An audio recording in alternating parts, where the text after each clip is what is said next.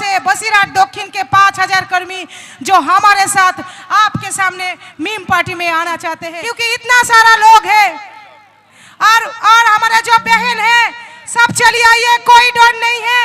मैं अगर आपकी बहन सामने खड़े हैं तो डर किस बात की है? और इतना सारा लोग आज मीम पार्टी में ज्वाइन करेगी सर आपके सामने। बहुत बहुत शुक्रिया आपका, मैं आपका वेलकम करता हूं कि आप मीम पार्टी में आ रहे हैं।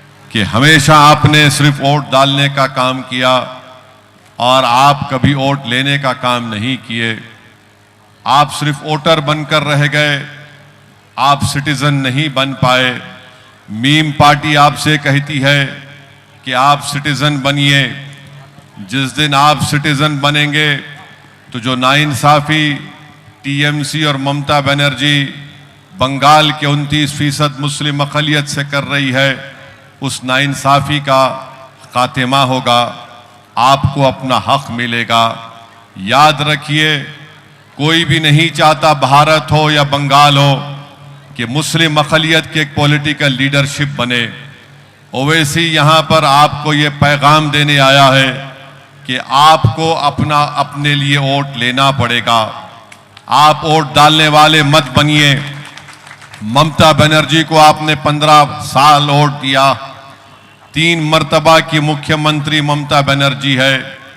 आपको अंदाजा भी नहीं होगा कि जब नंदीग्राम और सिंगूर का वाकया चल रहा था, यही ममता बनर्जी ने हमको फोन करके कहा था कि नंदीग्राम में लेफ्ट फ्रंट की सरकार गरीबों का और मुसलमानों का जमीन ले रही है, आप आइए।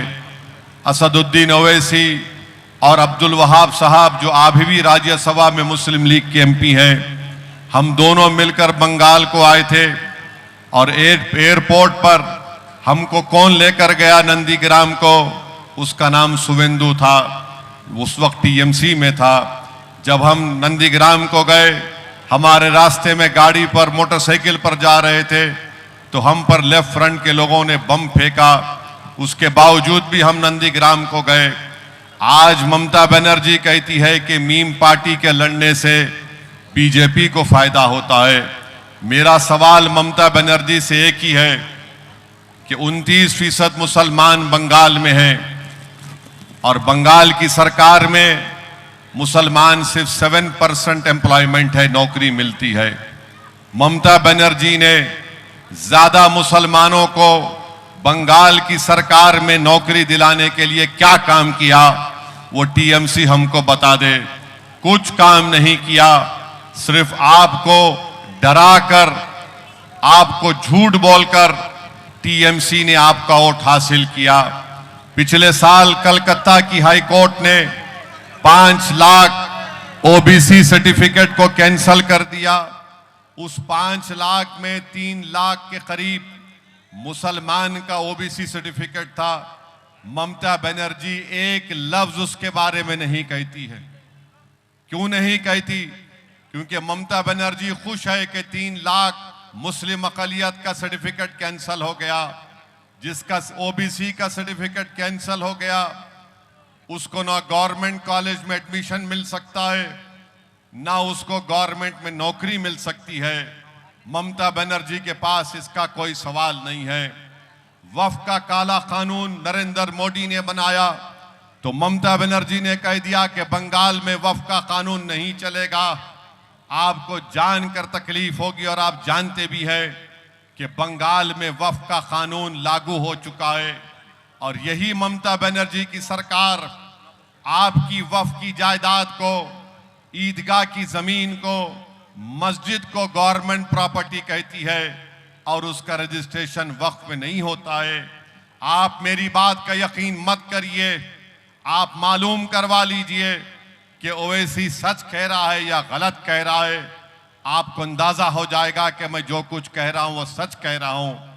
चौथी बात मैं आपसे बता रहा हूं, बंगाल में जिस ब्लॉक में मुसलमानों की आबादी 30% होती है, वहां पर स्कूल मिल जाता है, मगर जहां पर जिस ब्लॉक में मुसलमानों की आबादी 50% से ज्यादा होती है, ममता बनर्जी ने स्कूल नहीं खोला, ममता बनर्जी ने अस्पताल नहीं बनाया, ममता बनर्जी ने गरीब नौजवानों को रोजगार या नौकरी नहीं दी।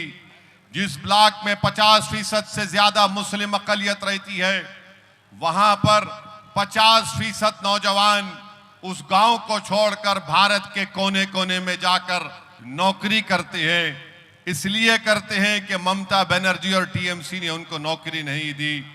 हमारा नौजवान बेटा है, बाप और माँ की मोहब्बत से महरूम दूर जाकर काम करता है। अगर उसकी शादी हो गई तो साल में एक मर्तबा उसकी बीवी अपने शौहर के सूरत को देखती है। अगर उसके बच्चे हैं तो बच्चे साल में एक मर्तबा अपने पिता को देखते हैं। और ममता बनर्जी गाली देती है असदुद्दीन ओवैसी को कि ये फुला करता है, इसके लड़ने से बीजेपी को फायदा होता है। मैं ममता बनर्जी से पूछना चाह रहा हूं, तपन सिकदार का नाम तुमको याद है? ममता बनर्जी, कौन था तपन सिकदार? तपन सिकदार पहला आदमी था जिसको ममता बनर्जी ने बीजेपी का एमपी यहां पर बनाया था, दमदम कॉन्स्टिट्यूंसी से। बताओ ममता बनर्जी, तुमको अगर याद नहीं है तो मैं तुमको याद दिला रहा हूं। तुमने बंगाल में बीजेपी को मजबूत किया, तुमने बंगाल में बीजेपी के एमपी को बनाया, तुमने बीजेपी के साथ रेलवे मंत्री बने, तुमने बीजेपी का उस वक्त साथ दिया जब गुजरात की सरजमीन पर मुसलमानों का कत्लेआम हो रहा था, जब नरेंद्र मोदी वहां के मुख्यमंत्री थे, तुमने बीजेपी का साथ दिया। आज ममता बनर्जी कहती है कि मैं मुस्लिम महिलाओं की बहन हूं। तो बताओ ममता बनर्जी, क्या तुम जानती हो बिल्किस बानो को, जो हामिला थी, प्रेग्नेंट थी, उसको 11 लोगों ने उसकी इज्जत लूटी, उसके सामने उसके छोटे बेटे को कत्ल कर दिया। ममता बनर्जी, अगर तुम्हारे सामने बिल्किस बानो आ जाओगी तो तुम उसकी आंख में आंख डालकर नहीं देख पाओगी। अगर आज बंगाल में बीजेपी के एमएलए हैं, बीजेपी के सांसद हैं, उसकी जिम्मेदारी टीएमसी और ममता बनर्जी पर आती है, उसकी जिम्मेदारी मीम पार्टी और ओवैसी पर नहीं आ सकती है। मेरे अजीज दोस्तों और बुजुर्गों, मैं आपको बता रहा हूं, मेरे तेलंगाना में हमारे 7 एमएलए हैं। मेरे पार्लियामेंट के सेगमेंट में आप जाकर पूछ लो कि एक नया उस्मानिया हॉस्पिटल बन रहा है, कितने की लागत का बन रहा है? करीब 1000 करोड़ की लागत का एक अस्पताल बन रहा है। आप जाकर पूछ लो, गवर्नमेंट के 2 मैटरनिटी दवाखाने हैदराबाद पार्लियामेंट के सेगमेंट में काम कर रहे हैं। आप मालूम करवा लो, हमारे कई बंगाल के भाई बहन बड़ी तादाद में हैदराबाद की पार्लियामेंट की कॉन्स्टिट्यूंसी में रहते हैं, वो जेवर का काम करते हैं। उनसे पूछ लो आप, मेरे पार्लियामेंट की कॉन्स्टिट्यूंसी में 2200 करोड़ की लागत से मेट्रो का काम हो रहा है। बताओ ये सब काम मीम पार्टी, एक मिनट, ये सब काम मीम पार्टी सरकार में नहीं है। मेरा कोई एमएलए मिनिस्टर नहीं है, मगर मीम पार्टी अपनी ताकत के ऊपर वहां पर काम कराती है। इसलिए कराती है कि हैदराबाद और तेलंगाना का मुसलमान मीम पार्टी को अपना चुका है। तो मैं आपसे अपील करने आया हूं कि आपकी वोट की अहमियत ममता बनर्जी और बीजेपी के पास नहीं है। ममता बनर्जी बीजेपी का डर दिखाती है और मोदी हमको घुसपैठी कहते हैं। याद रखो, ये दोनों भाई बहन की जोड़ी को आपको छोड़ना पड़ेगा। मोदी और ममता बनर्जी भाई बहन की जोड़ी है। ये भाई बहन आपको धोखा दे रहे हैं, ये ड्रामा कर रहे हैं। एक तरफ मोदी बोलता है कि घुसपैठी निकालेंगे, दूसरी तरफ ममता बनर्जी बोलती है बीजेपी आ रही है। मैं बंगाल के गरीब और मजलूम मुस्लिम अकलियत से अपील कर रहा हूं कि आपकी एक बहुत बड़ी ताकत है। आप बंगाल में 29% हैं और तेलंगाना में हम सिर्फ 10% हैं। अगर 10% रहकर मीम पार्टी तेलंगाना में ये काम करवा सकती है, तो बंगाल के मुस्लिम अकलियत के जिम्मेदारों, नौजवानों, तुम अपनी ताकत नहीं जानते। अगर तुम उठ खड़े होगे तो बंगाल में कोई सरकार नहीं बना सकेगा 4 तारीख को तुम्हारी वोट के बगैर। ये आपकी ताकत है। मैं चैलेंज कर रहा हूं ममता बनर्जी को, बताओ तुमने बंगाल के 29% मुसलमानों के लिए क्या किया? बताओ। तुम सिर्फ ड्रामेबाजी करती हो। कितने यूनिवर्सिटीज तुमने खोले, कितना स्कूल तुमने खोला, कितने गरीबों को नौकरी तुमने दी, कितने बच्चियों का तुमने साथ दिया। कुछ नहीं है। आपके वोट से मोहब्बत है, आपसे मोहब्बत नहीं है। इनको तुम्हारा वोट चाहिए और वोट लेकर ये राज कर रहे हैं 15 साल से। बताओ ममता बनर्जी में कौन सा मुसलमानों का नेता है?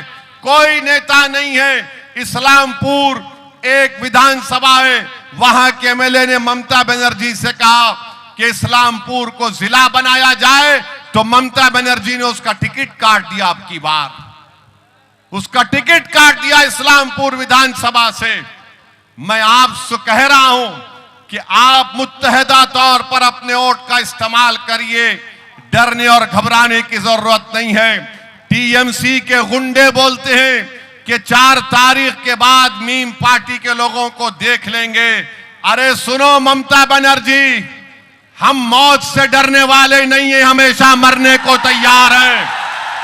तुमको जिंदगी से मोहब्बत होगी, हम तो अल्लाह की राह में शहीद होने को हमेशा तैयार हैं। अगर हम अपने घर से निकलते हैं तो अपने माँ और अपने बीवी बच्चे और भाई को बोल के निकलते हैं कि हमारा कफन तैयार रखना, हम अल्लाह की राह में हक की लड़ाई के लिए आगे बढ़ रहे हैं। तो ममता बनर्जी, तुम्हारे बच्चों को समझाओ, हम मौत से नहीं डरने वाले हैं।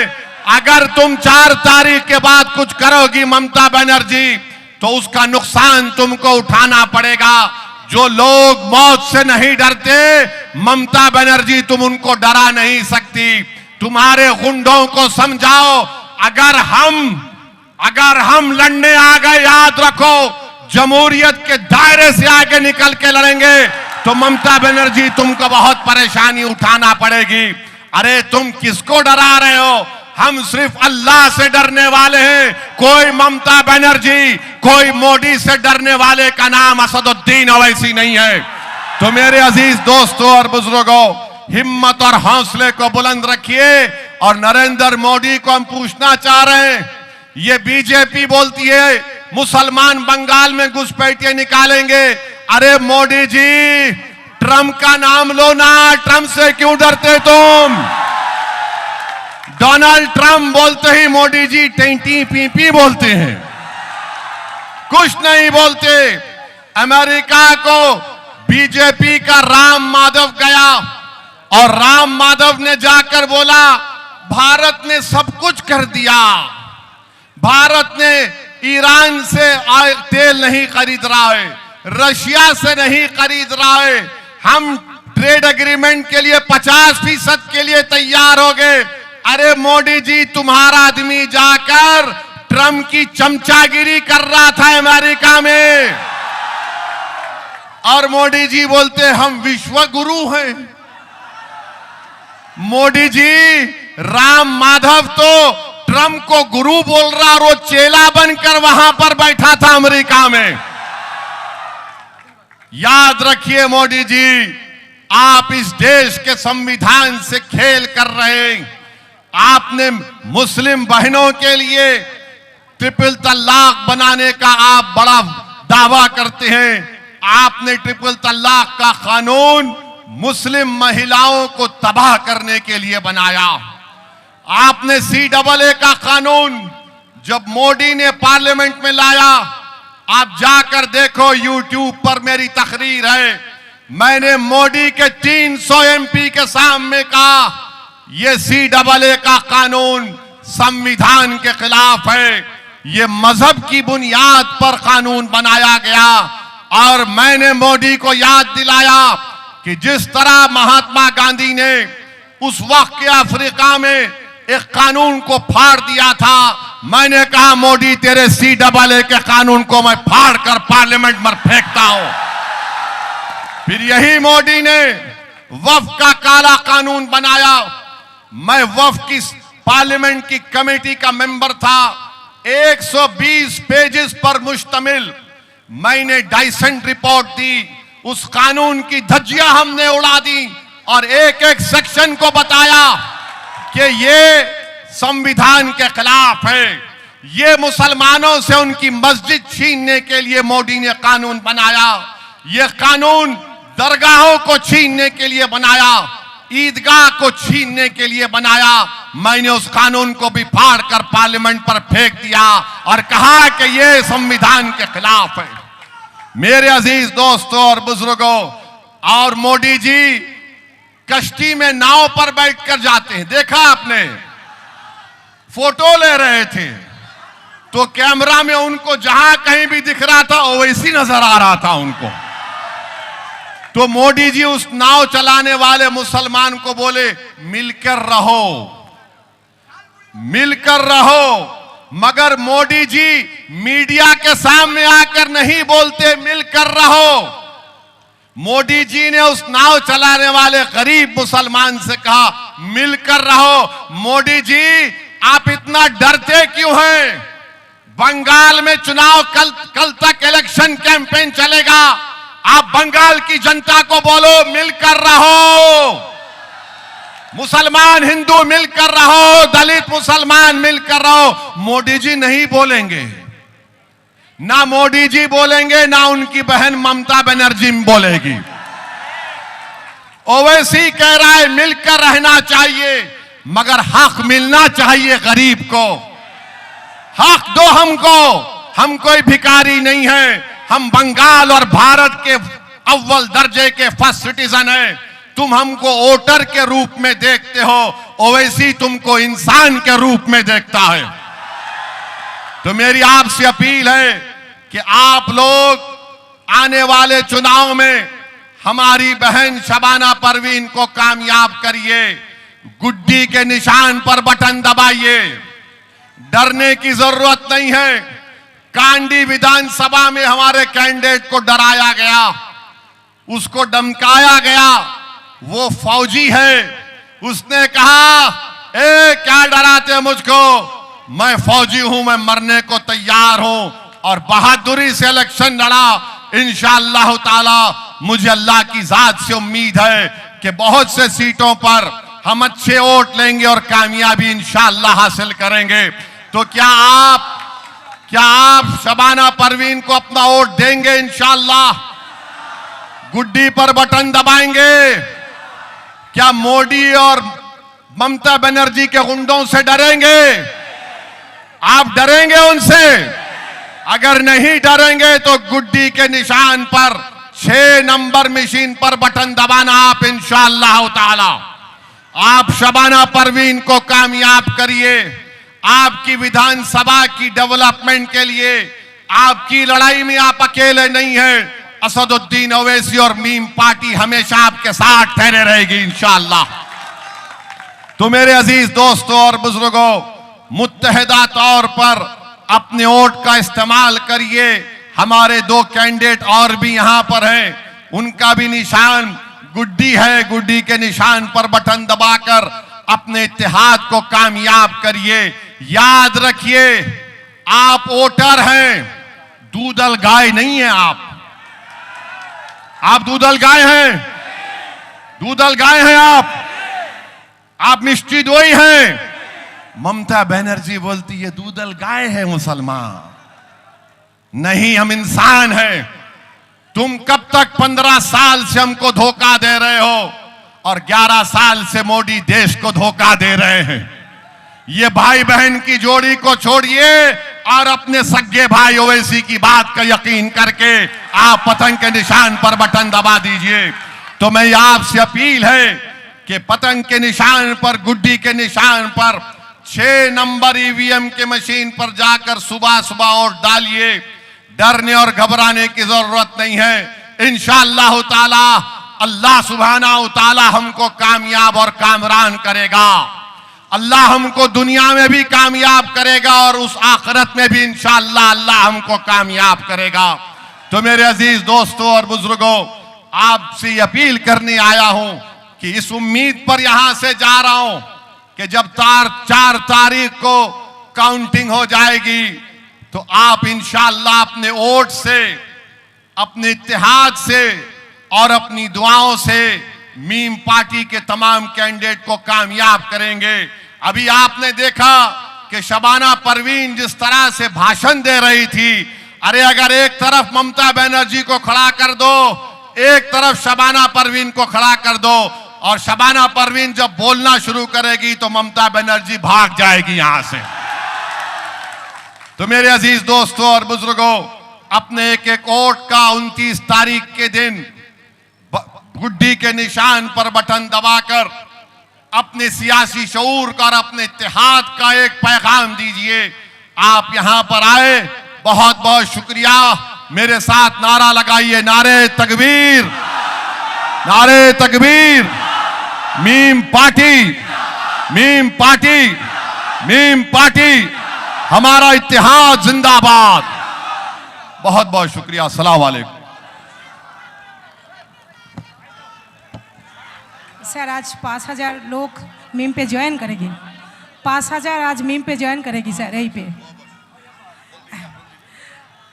আজকে যারা যারা স্যারের হাত ধরে মিমে জয়েন করতে চাইছেন তারা সামনে আসবেন। 5000 কর্মী है जो